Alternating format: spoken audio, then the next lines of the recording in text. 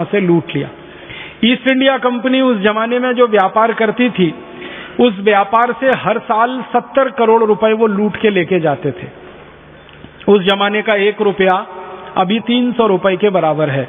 अगर इस आंकड़े को आप समझने की कोशिश करेंगे तो 70 करोड़ में 300 का गुणा करना पड़ेगा। लगभग 21,000 करोड़ रुपए हर साल वो भारत से लूट कर ले जाते थे और ये लूट 190 वर्ष तक चलती रही। आप अंदाजा लगाइए कितने लाख करोड़ रुपए इस देश का लूटा गया।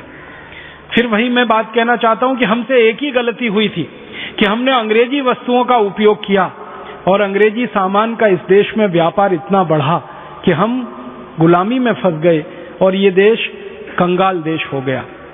अब 1947 में जो ईस्ट इंडिया कंपनी भारत छोड़कर चली गई थी, अब आजादी के 63 सालों के बाद ऐसी हजारों विदेशी कंपनियां फिर से भारत में आ गई हैं। हमने एक विदेशी ईस्ट इंडिया कंपनी को भगाया 1947 में और हमारे देश में एक आंदोलन चला था सन 1942 में, जिस आंदोलन का नारा था भारत छोड़ो। हमने कहा अंग्रेजों से, हमने कहा ईस्ट इंडिया कंपनी से भारत छोड़ो।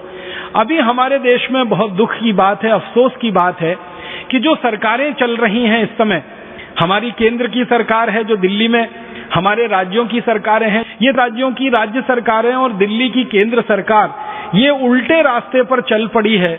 और सन 1991 के साल से इस देश में सरकार ने एक नीति बनाई है और उस नीति का नाम अंग्रेजी में है ग्लोबलाइजेशन।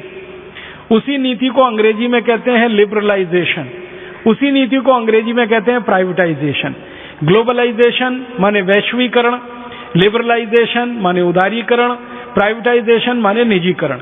इस नीति के आधार पर क्या हो रहा है, भारत के सारे दरवाजे खोल दिए गए हैं और हजारों विदेशी कंपनियों को भारत में बुलाया जा रहा है। जिस एक विदेशी ईस्ट इंडिया कंपनी को भगाने में हमें 90 वर्ष लगे, उस भारत देश में इस समय 5,000 से ज्यादा विदेशी कंपनियों को सरकार ने लाइसेंस देकर बुला लिया है और इन विदेशी कंपनियों को व्यापार करने की वैसे ही छूट मिल गई है जैसे ईस्ट इंडिया कंपनी को भारत में व्यापार करने की छूट मिली थी। ईस्ट इंडिया कंपनी के जमाने में इस देश का राजा था, उसका नाम था जहांगीर। अगर आप मुगल साम्राज्य का थोड़ा अध्ययन करेंगे तो मुगल राजाओं में एक राजा हुआ करता था जहांगीर। जब ईस्ट इंडिया कंपनी इस देश में आई थी तो जहांगीर ने ईस्ट इंडिया कंपनी को व्यापार करने का लाइसेंस दिया था और मरते समय जहांगीर ने ये बात कही थी कि मेरे जीवन की सबसे बड़ी भूल जो मैंने की वो ये कि अंग्रेजी ईस्ट इंडिया कंपनी को भारत में व्यापार करने का लाइसेंस दिया और मेरी इस गलती की सजा भारत की आने वाली पीढ़ियों को भुगतनी पड़ेगी। और वो ये कह के मर गया था और उसने इस देश को गुलाम बनाने के रास्ते पर डाल दिया था। मुझे बहुत दुख से ये कहना पड़ रहा है कि जो गलती 17वीं शताब्दी में कभी जहांगीर ने की थी ईस्ट इंडिया कंपनी को भारत में बुलाने की, वही गलती आज हमारे देश के प्रधानमंत्री, हमारे राज्यों के मुख्यमंत्री कर रहे हैं। हजारों हजारों विदेशी कंपनियों को भारत में बुला रहे हैं। आप अगर नियमित रूप से समाचार पत्र पढ़ते हो, टेलीविजन पे न्यूज देखते हो, तो आपको एक न्यूज अक्सर दिखाई देती होगी कि आज इस राज्य के मुख्यमंत्री ने इतनी विदेशी कंपनियों से समझौता किया या आज भारत के प्रधानमंत्रियों ने इतनी विदेशी कंपनियों को व्यापार करने का लाइसेंस दिया। किसी दिन वो आंकड़ा होता है कि 50 विदेशी कंपनियों को लाइसेंस मिला, किसी दिन 100 होता है, किसी दिन 150 होता है। हर दिन सैकड़ों सैकड़ों विदेशी कंपनियों को भारत सरकार के द्वारा, राज्य सरकारों के द्वारा लाइसेंस दिए जा रहे हैं और देश को धीरे धीरे फिर गुलामी के रास्ते पर धकेलने की कोशिश हो रही है। जिन विदेशी कंपनियों को हमारे देश की सरकारों ने व्यापार करने के लाइसेंस दिए हैं, उनके कुछ नाम मैं आपको सुनाता हूं। एक विदेशी कंपनी है जो अमेरिका से आई है, जिसको भारत सरकार ने लाइसेंस दिया है व्यापार करने का, उसका नाम है पेप्सी कोला। दूसरी अमेरिका की कंपनी है, उसका नाम है कोका कोला। तीसरी अमेरिका की कंपनी है, उसका नाम है कॉलगेट पामोलिव। चौथी अमेरिका की कंपनी है, उसका नाम है प्रॉक्टर एंड गैम्बल। पांचवी अमेरिका की कंपनी, उसका नाम है Johnson and Johnson. Chhathi America की कंपनी, उसका नाम है पार्क डेविस। सातवीं अमेरिका की कंपनी है, उसका नाम है फाइजर। आठवीं अमेरिका की कंपनी, उसका नाम है एली लिली। और मैं आपको ये नाम गिनाता जाऊं, ये 5,000 हैं। अगर नाम ही गिनाऊंगा तो 2-3 घंटे उसमें निकल जाएंगे। Pepsi Cola, Coca Cola, Colgate Palmolive, Procter and Gamble, Reckitt and Colman, Johnson and Johnson, Ciba Geigy, Sandoz, फेक्स, फाइजर, इन सारी की सारी विदेशी कंपनियों को सरकार ने व्यापार करने के लाइसेंस दे दिए हैं। अब इन कंपनियों ने भारत में आके व्यापार करना शुरू किया है और इन कंपनियों ने व्यापार करने के लिए कुछ कुछ स्थानों पर अपनी फैक्ट्रियां लगाई हैं। वहां पर ये वस्तुएं कुछ बनाते हैं, उन वस्तुओं को भारत के बाजार में बेचते हैं। अब समस्या क्या आती है कि इन विदेशी कंपनियों की वस्तुएं भारत में आसानी से नहीं बिक पाती हैं, तो ये विदेशी कंपनियां अपनी वस्तुओं का टेलीविजन पे विज्ञापन करती हैं और अंधाधुंध विज्ञापन करती हैं, धुआंधार विज्ञापन करती हैं। कभी कभी तो ऐसा लगता है कि टेलीविजन सिर्फ विज्ञापन के लिए चलता है, विज्ञापन दिखाते दिखाते समय बच जाए तो उसमें वो न्यूज दिखाते हैं, विज्ञापन दिखाते दिखाते टाइम बचे तो उसमें सीरियल दिखा देते हैं। अगर आप न्यूज भी देखने के लिए बैठें किसी भी टीवी चैनल पर तो 2 मिनट न्यूज आती है, 3 मिनट विज्ञापन आता है, फिर 2 मिनट न्यूज आती है, फिर 3 मिनट विज्ञापन आता है, फिर 2 मिनट न्यूज आती है, फिर 3 मिनट विज्ञापन आता है। न्यूज विज्ञापन, न्यूज विज्ञापन, न्यूज विज्ञापन, न्यूज विज्ञापन, ऐसे ही पूरा दिन गुजर जाता है।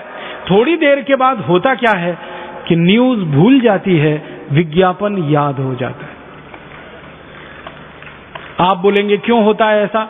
कारण उसका बिल्कुल सीधा सा ये है कि न्यूज हर समय बदलती रहती है, विज्ञापन सालों साल एक जैसा ही चलता है। और हमने घरों में देखा है अगर ध्यान से, तो हमसे ज्यादा विज्ञापन हमारे बच्चों को याद होते हैं। मैं कई बार स्कूलों में जाता हूं छोटे छोटे बच्चों के पास, उनके साथ संवाद करने के लिए, तो प्राइमरी स्तर के बच्चे, 5वीं कक्षा तक के बच्चे विज्ञापनों को खूब अच्छे से याद करते हैं, जानते हैं, समझते हैं और अपने माता पिता को मजबूर करते हैं यही चीज लाना जो विज्ञापन में देखा उन्होंने। अक्सर बच्चों से मैं पूछता हूं, तुम टीवी देखते हो? हां देखते हैं। क्या देखते हो? विज्ञापन देखते हैं।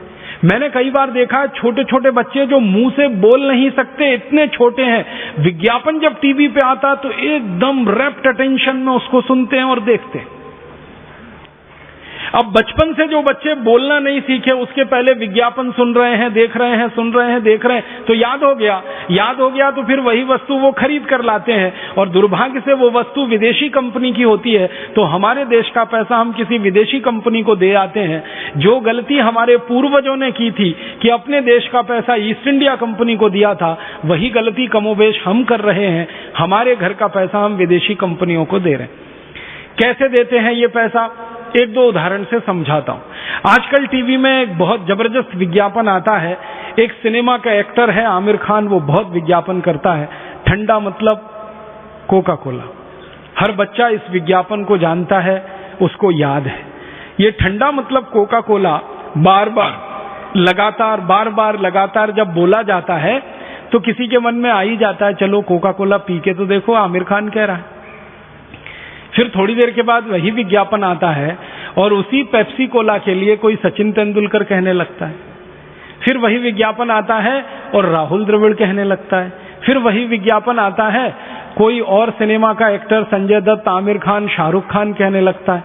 करिश्मा कपूर, करीना कपूर कहने लगती है। माने ये सारे सिनेमा में काम करने वाले एक्टर, एक्ट्रेसेस और क्रिकेट खेलने वाले खिलाड़ी, ये सबसे ज्यादा विज्ञापन अगर करते हैं तो पेप्सी और कोका कोला का। ये दोनों ही अमेरिकन कंपनियां हैं।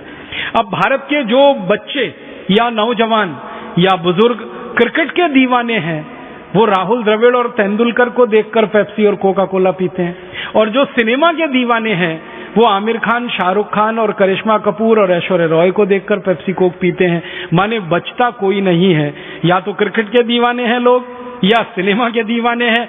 भारत में आधे लोग क्रिकेट, आधे लोग सिनेमा, झक मार के पेप्सी और कोका कोला में चले ही जाते हैं। हम जब ये विज्ञापन देखकर पेप्सी कोला पीते हैं तो बाजार से एक बोतल हम 10 रुपए की खरीदते हैं, कभी कभी वो 12 रुपए की आती है। पेप्सी कोला और कोका कोला कंपनियों की बैलेंस शीट में से जब मैंने अध्ययन किया तो पता चला कि जो बोतल बाजार से हम 12 रुपए की खरीदते हैं, कभी कभी 5 स्टार होटल में तो वो 25 रुपए की मिलती है।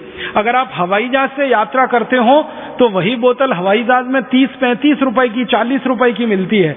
वो जो बोतल हम 30-40 रुपए से लेकर 10-12 रुपए के बीच में खरीदते हैं, वो बोतल पेप्सी कोला की फैक्ट्री में मात्र 70 पैसे में बनती है।